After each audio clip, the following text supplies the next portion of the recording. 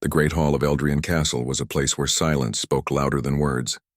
Moonlight streamed through the tall stained-glass windows, painting fractured colors across the cold stone floor.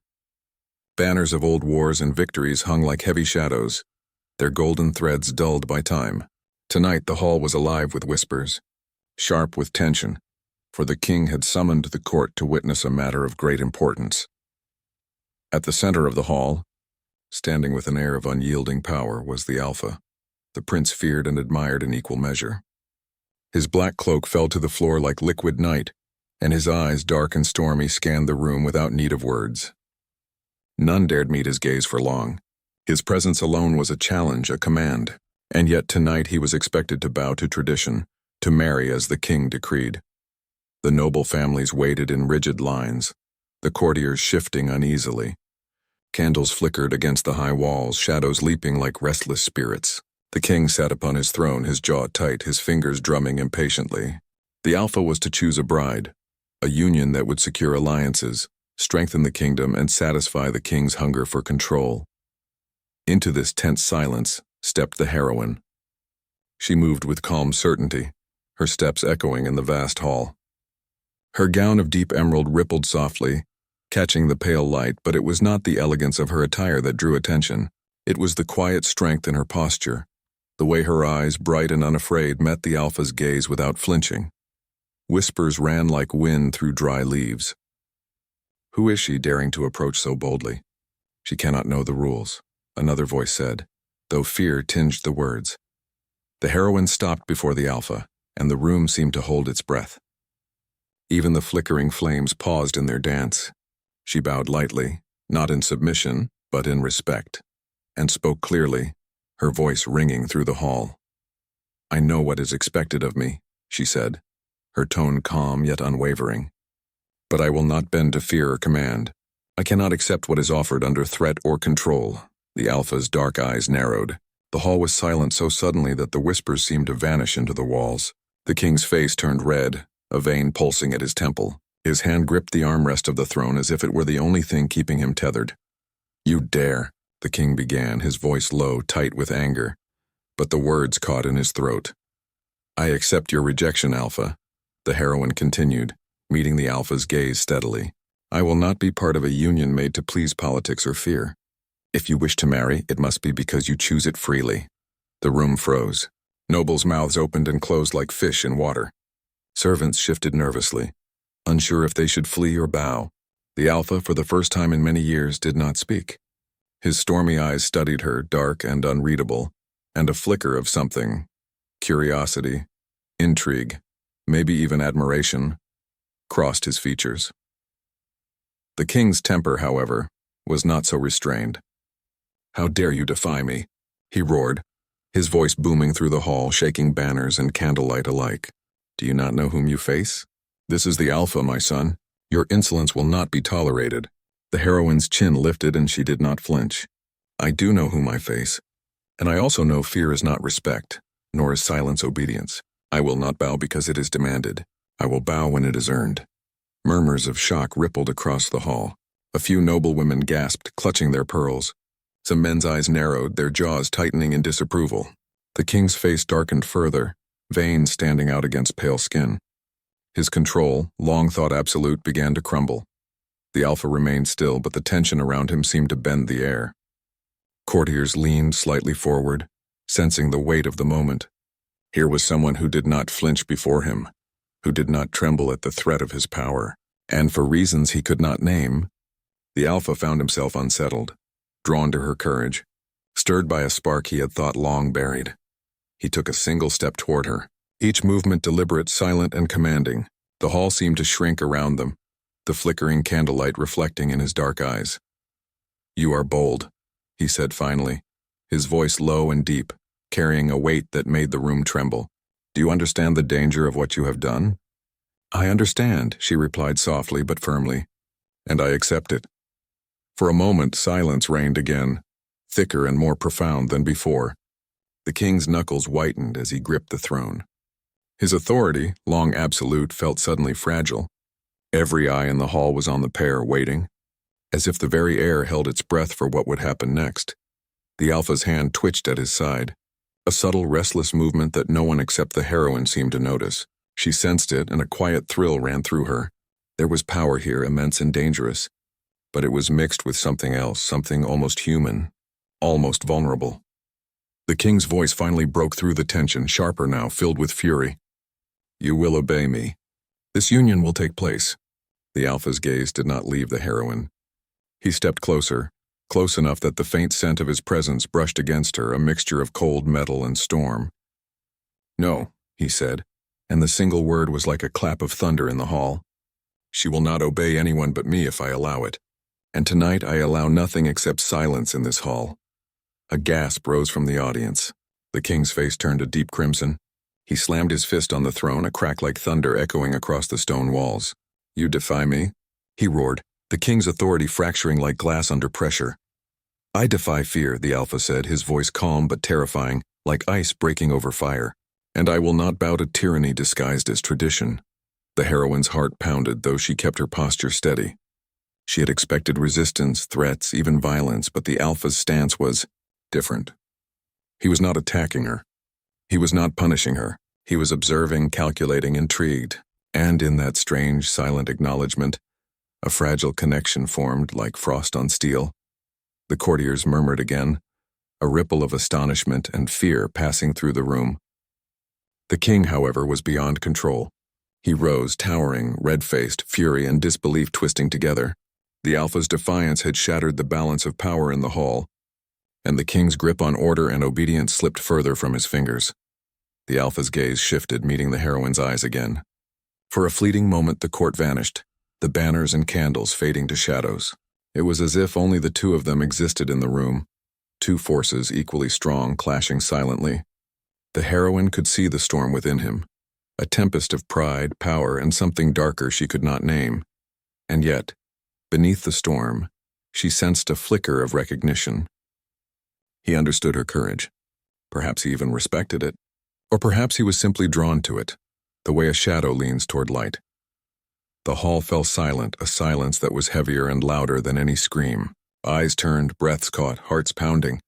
The king's fury, though immense, could not penetrate the strange calm that surrounded the Alpha and the heroine.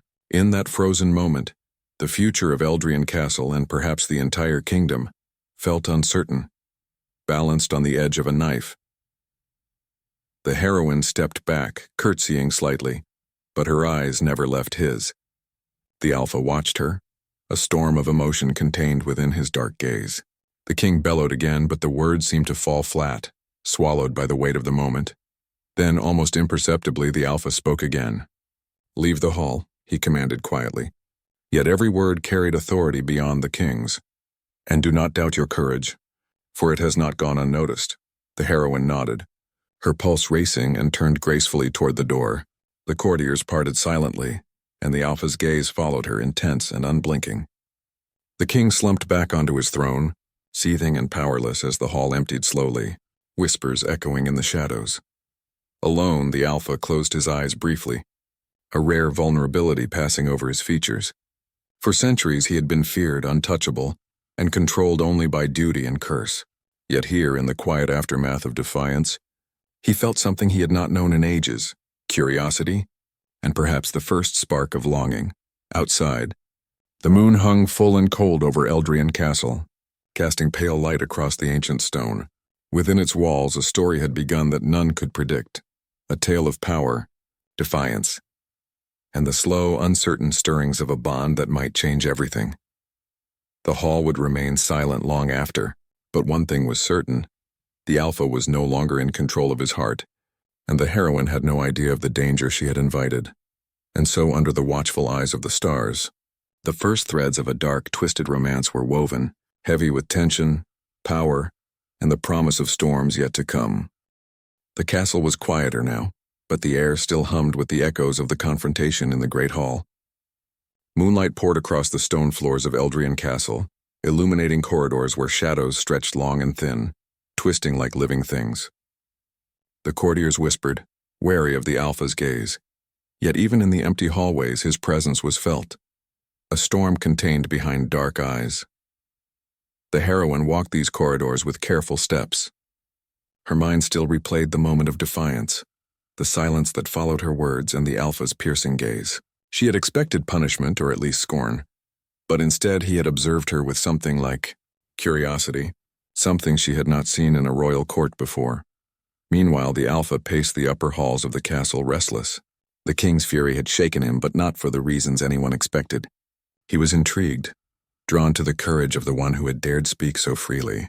For years, he had hidden behind fear and power, his curse keeping him distant from others, teaching him only command, not trust or companionship. And yet in that brief encounter a spark had ignited, fragile and dangerous. By nightfall, the heroine found herself in the castle gardens, a place where moonlight and mist danced between ancient stone statues and curling vines. She often came here when she needed clarity or a moment away from the eyes of the court. The air was cool, carrying the scent of damp earth and flowering nightshade. She wandered past the fountains, their waters still and reflective, thinking of the Alpha, of his eyes and of the storm they had unleashed together in the hall. A sudden movement drew her attention. From the shadows he emerged silently, as if the darkness itself had delivered him. The Alpha stood before her, tall, imposing, yet with a strange softness in his gaze. His cloak swept the stone floor, a shadow among shadows. "You walk in the night," he said, his voice low and calm. "But not all who wander here are safe. Do you not fear the castle, or me?" The heroine lifted her chin, steadying her breath. "I fear nothing that walks in darkness, not even a prince cursed with storms. I am not blind to danger, but I will not let fear dictate my steps." He studied her, the moonlight catching the sharp angles of his face, highlighting both the strength and the unrest beneath. "Few have dared speak so freely to me. Fewer still have survived it without trembling. You are unlike any I have known. And few have looked at me as though they might see beyond what is expected," she replied softly. "Perhaps you are not so untouchable as you believe." The Alpha did not answer immediately. Instead, he moved closer, careful, deliberate, and his gaze held something more than mere observation. It was as though he were searching for a truth he had almost forgotten, that beneath power and curse there could be understanding. "Perhaps even trust. You speak boldly," he said at last. "But courage alone is not enough to protect you here. The court is not kind to those who defy it. And yet," his voice faltered briefly as if he had surprised himself, "there is a strength in you I cannot ignore." The heroine felt a shiver of both caution and something warmer stir within her. "Then you will not harm me, Alpha?" she asked, half challenging, half curious. "I would never harm one who stands with such resolve," he admitted, the words a whisper that carried more weight than any sword. "But the world does not always respect courage. That is something you must understand." For a moment they stood together in silence, the mist curling around them like a living thing. Then, almost imperceptibly, the Alpha's gaze shifted, distant and troubled. He turned slightly as though listening to a voice only he could hear. "You hear it too?" the heroine asked, sensing the tension in him. He shook his head, though his eyes remained distant. "The curse. It whispers. Always, even when I am alone. It is a reminder that power can be both gift and prison. It tells me what I cannot trust, what I cannot feel, what I must fear." The heroine stepped closer, her hand brushing against the stone wall for support. "Then perhaps it is time someone reminded you that you are more than your curse. That strength need not come from fear alone." The Alpha's eyes met hers again, the storm within him barely contained.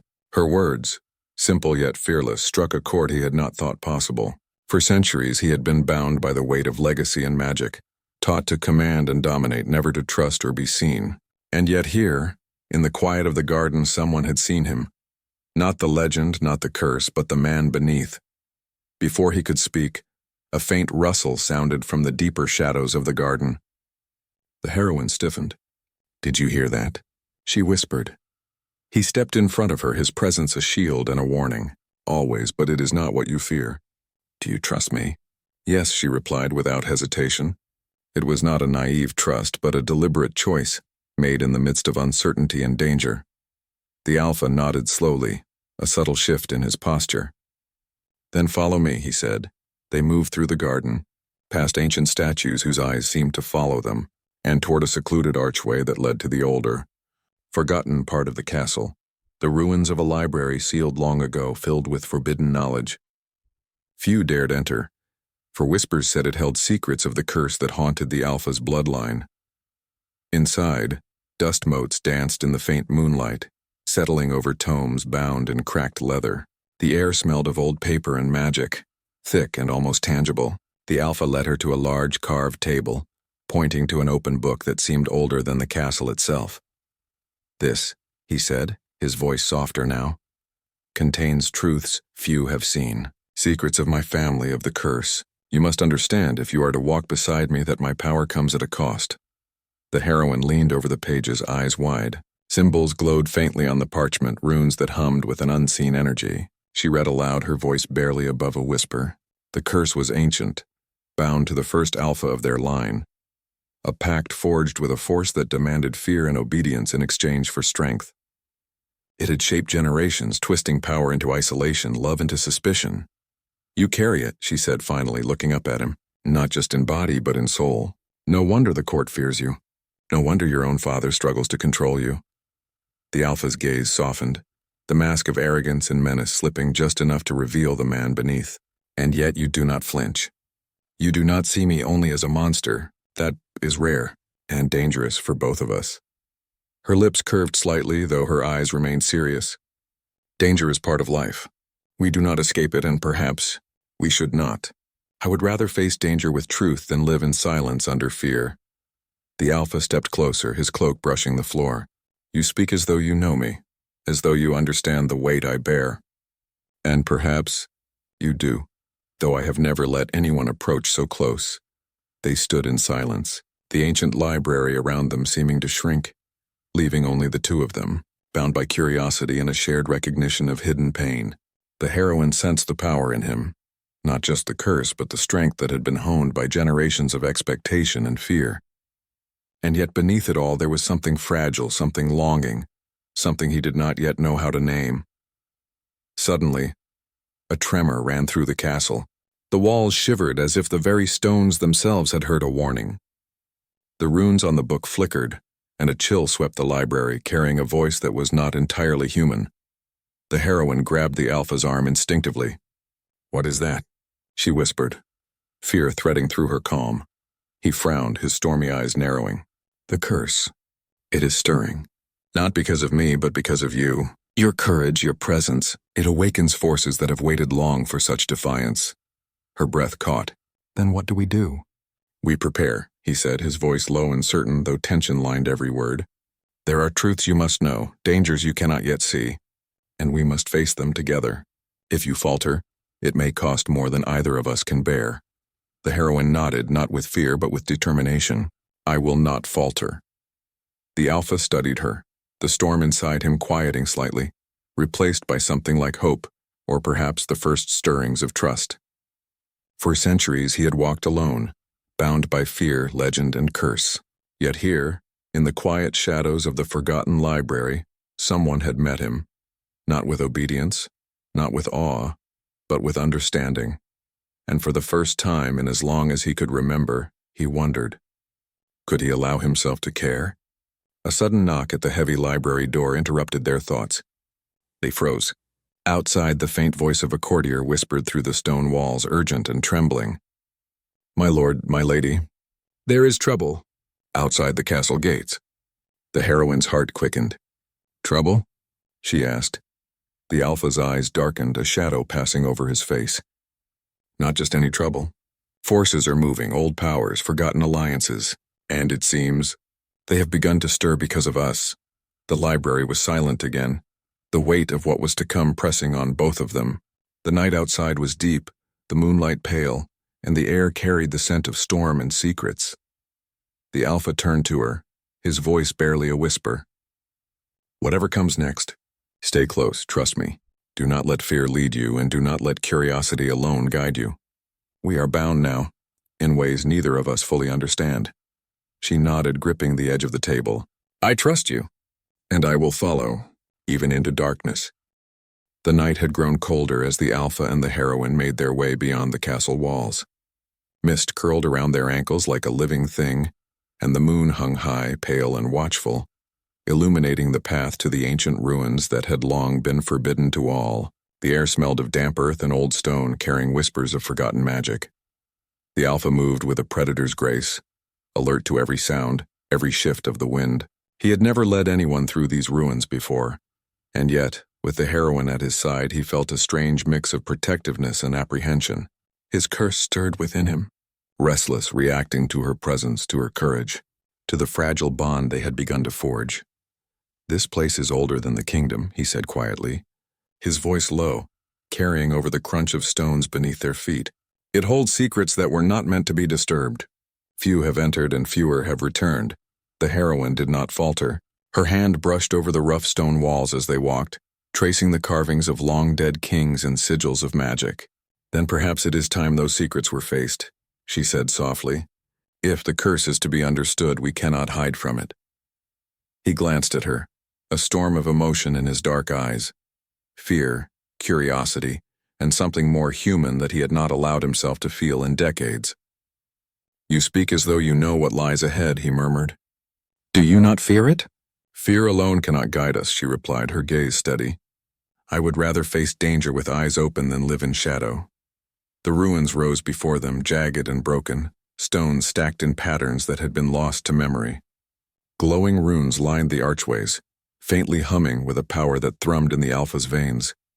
He could feel the curse reacting to them, alive and watchful, testing his control. Inside, the air was thick with magic, heavy and sweet, carrying the scent of old incense and forgotten rituals. Shadows moved along the walls, alive with the echoes of the past. The heroine's eyes widened as she saw the enormity of the place. Bookshelves carved from black stone, scrolls sealed in glass, and chambers lined with glowing runes that seemed to pulse with a life of their own. "This is where it begins," the Alpha said, his hand resting on one of the glowing runes.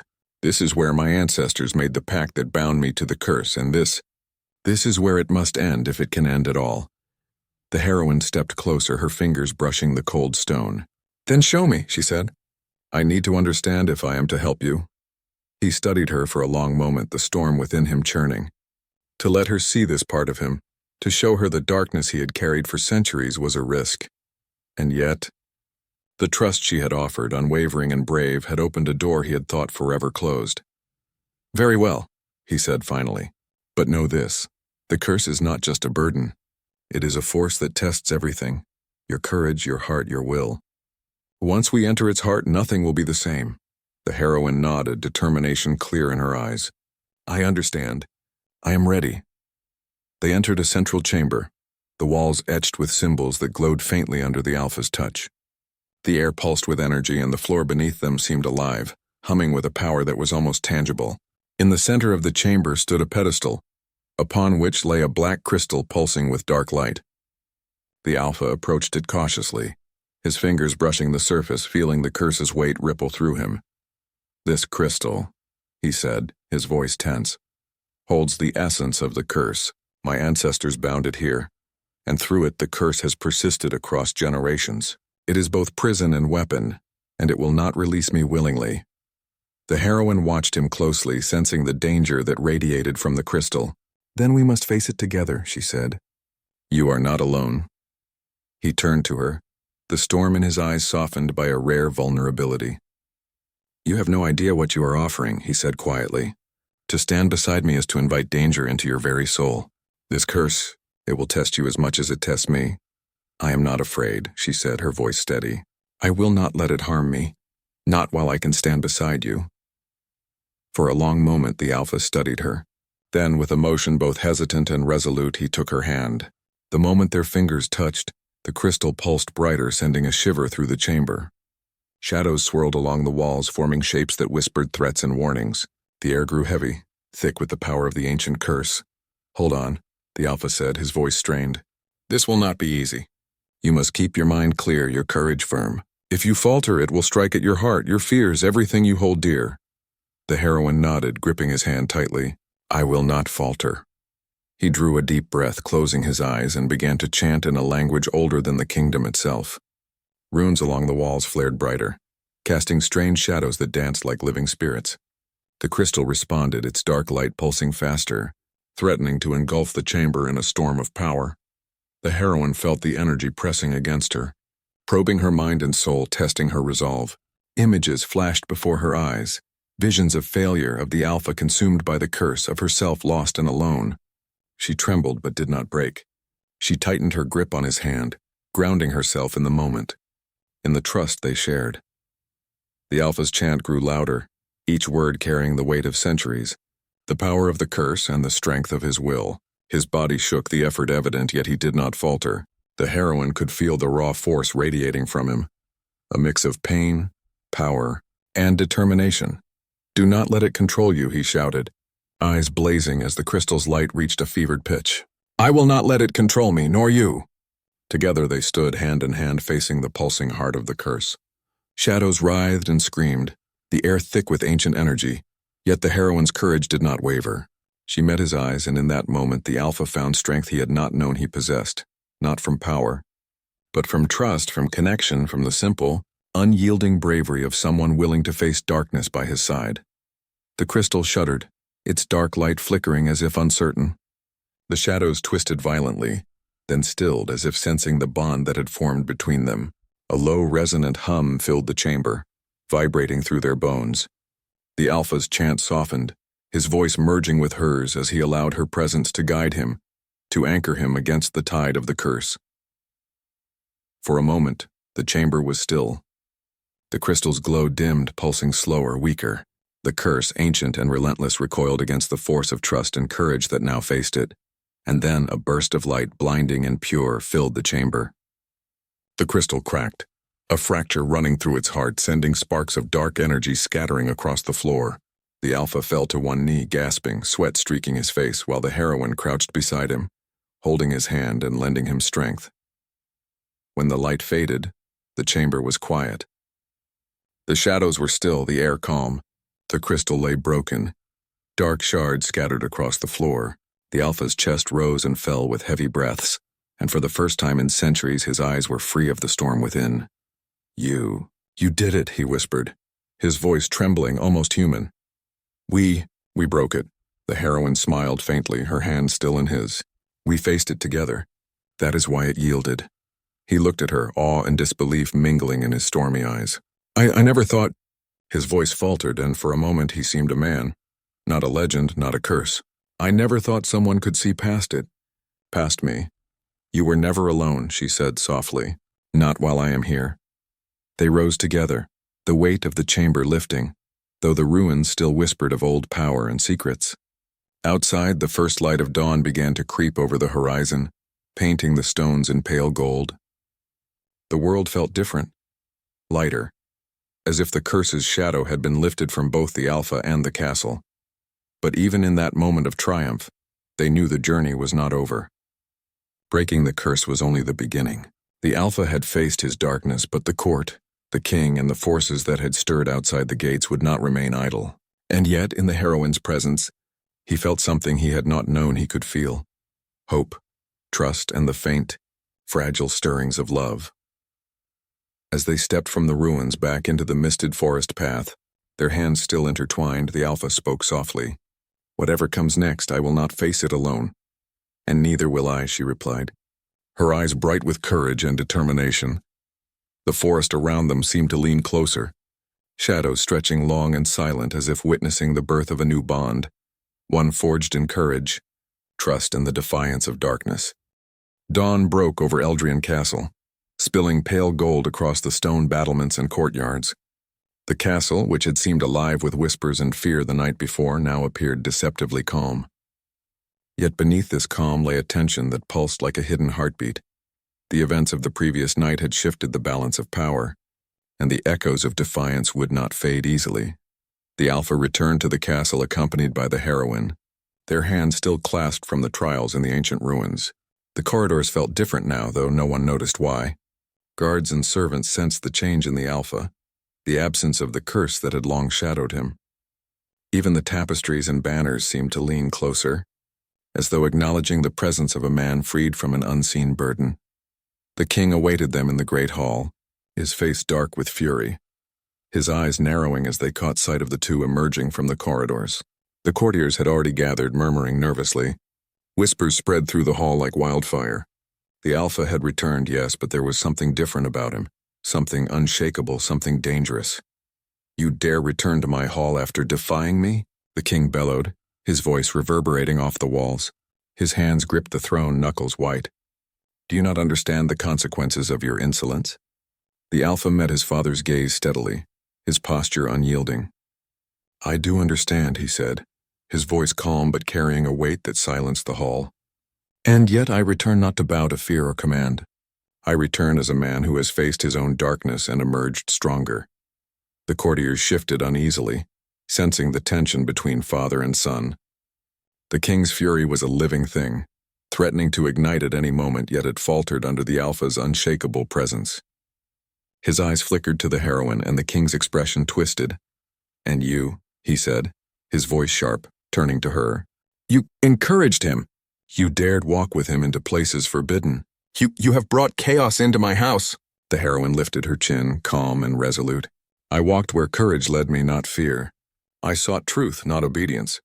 If chaos has come, it is not of my making. It is the consequence of chains that were too long held, of a curse that demanded fear instead of respect.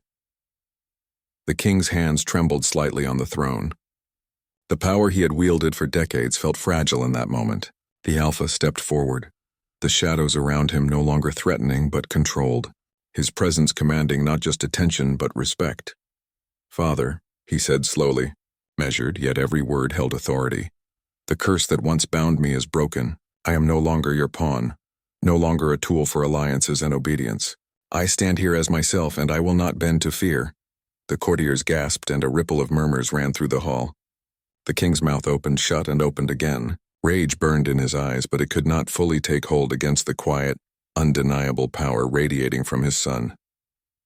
You, the king began, voice tight with anger. Do you not realize the destruction you have invited? You have challenged tradition, defied rule, and— I realize everything, the Alpha interrupted, his voice cold and precise. And I will not allow fear to dictate my actions or anyone else's. The heroine has shown me that courage. Truth and trust are more powerful than chains or curses. The heroine stepped closer to him, her hand brushing lightly against his arm. It was a subtle gesture, but it spoke of trust and unity. The Alpha glanced at her, and in his eyes was a storm softened, a humanizing vulnerability that the court had never seen. You see, he continued, turning back to the king, even fear cannot hold what is meant to be free. Even you, father, cannot demand a heart that has chosen its own path. The king's face twisted, fury mingled with disbelief. His voice became a low, dangerous growl. You will not walk these halls as if nothing has happened. You will not undermine the kingdom with your defiance. I will walk these halls as I am, the Alpha said firmly.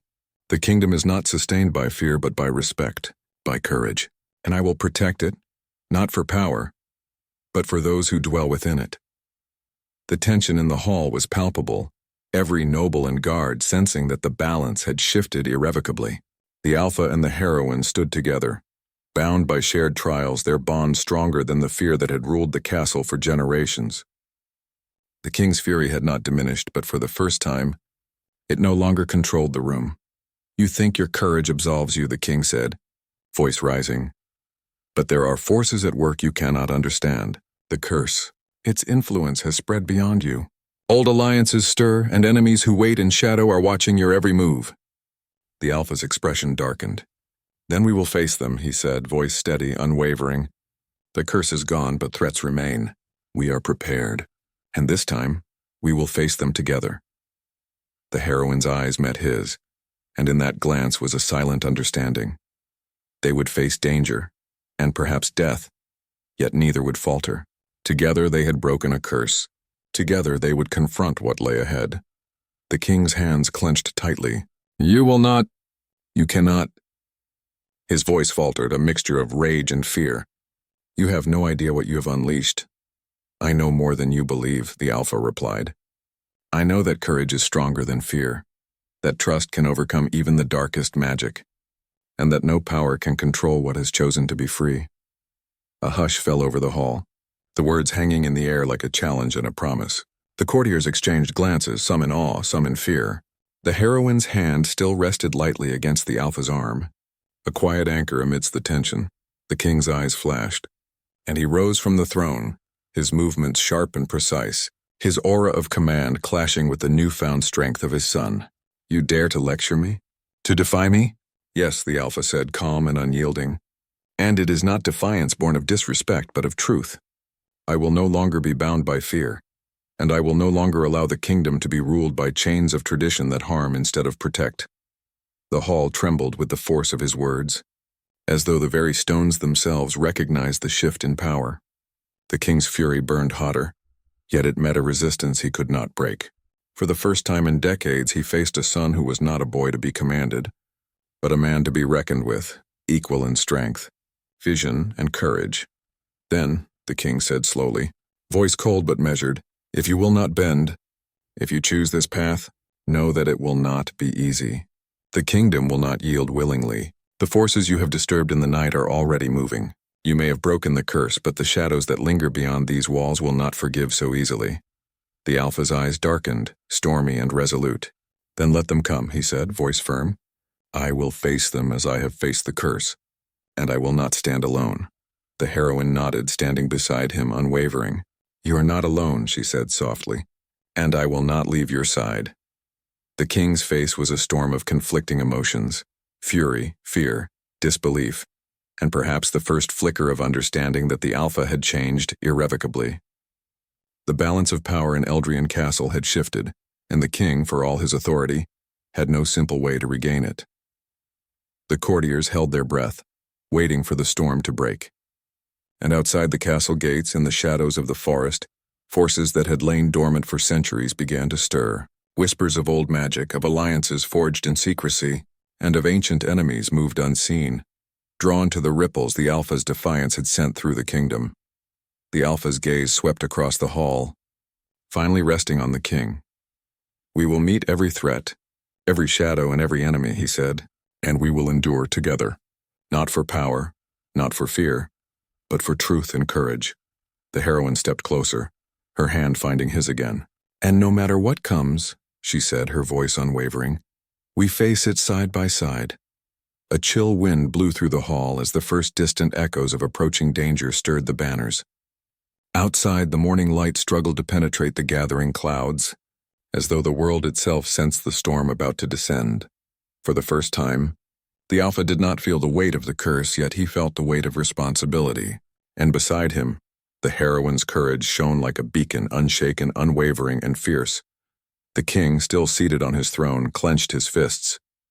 He could not command obedience. He could not summon fear.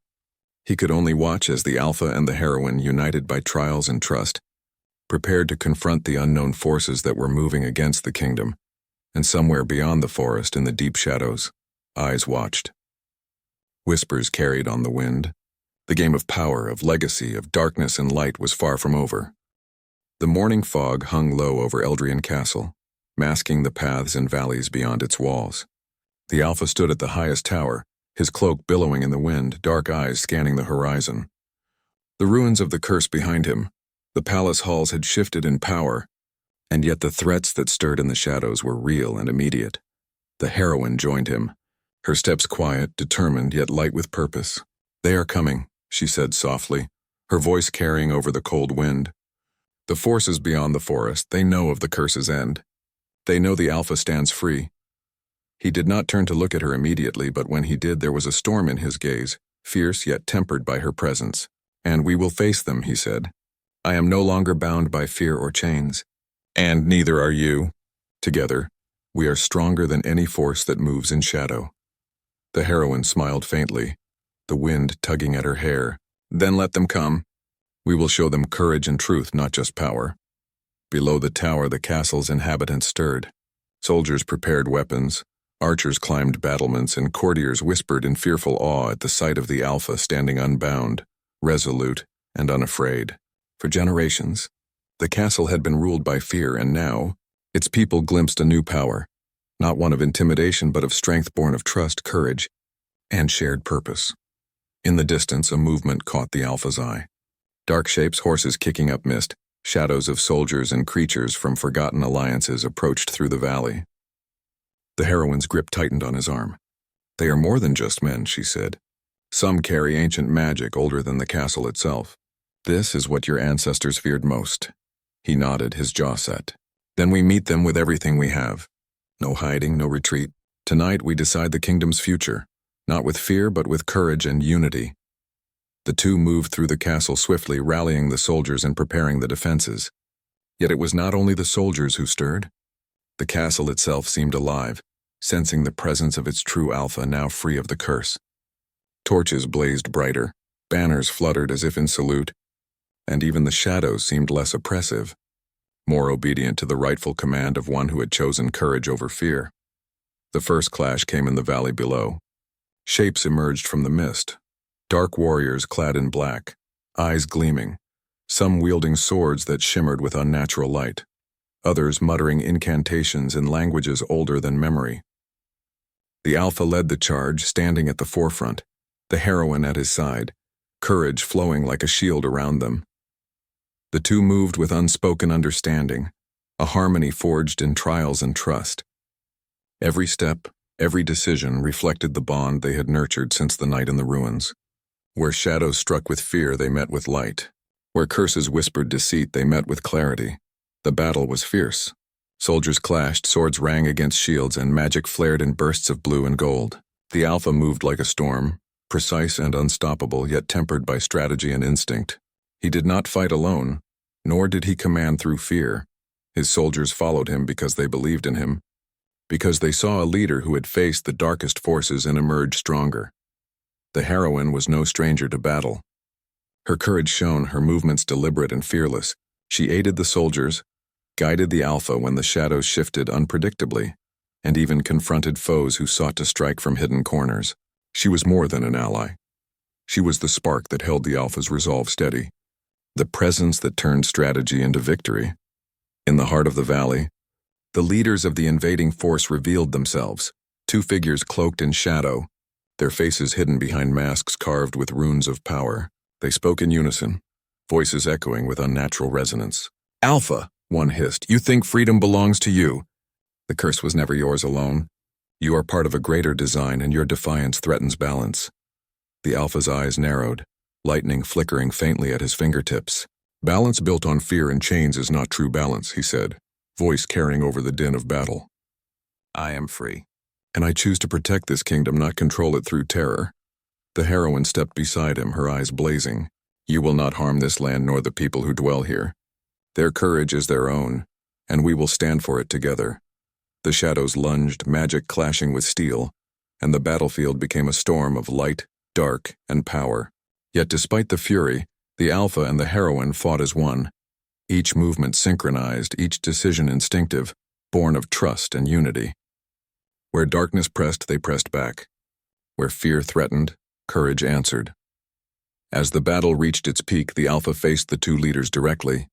The first strike came from a shadow blade, sharp and swift. He met it with a sweep of his own energy, a pulse of power that surged from the freedom he had won. The heroine moved beside him, deflecting a strike that would have landed from the second leader, her determination unwavering. The Alpha's voice rang out, commanding and resolute. "You will not dictate my fate nor the fate of those who choose courage over fear." The leaders faltered, sensing the strength not in domination but in unity. The Alpha's aura of power, freed from the curse, tempered by trust and supported by the heroine, was a force neither magic nor strategy alone could overcome. With a surge of energy, the shadow figures were thrown back, their magic dissipating like mist in the morning sun. The battlefield quieted. The soldiers, weary but unbroken, looked to their Alpha, their morale renewed. The invading force retreated, shadows scattering like leaves in the wind. Victory was theirs, but it was not the triumph of blood and fear. It was the triumph of courage, trust, and the choice to stand for truth. As silence returned to the valley, the heroine turned to the Alpha, her chest heaving with exertion but her eyes steady. "We did it," she said softly. He gazed at her, stormy eyes softened by gratitude and something deeper. "No," he said quietly. "We did it together. I could not have faced this alone." For the first time, the Alpha allowed himself to feel the weight of relief, the peace that came from standing unbound, victorious not through fear but through courage and unity. The heroine's presence had been his anchor, her trust the light that guided him through darkness. Returning to the castle, the Alpha and the heroine were met with awe and celebration. Soldiers and citizens alike recognized the change, not only in the Alpha but in the kingdom itself. Fear no longer ruled the halls.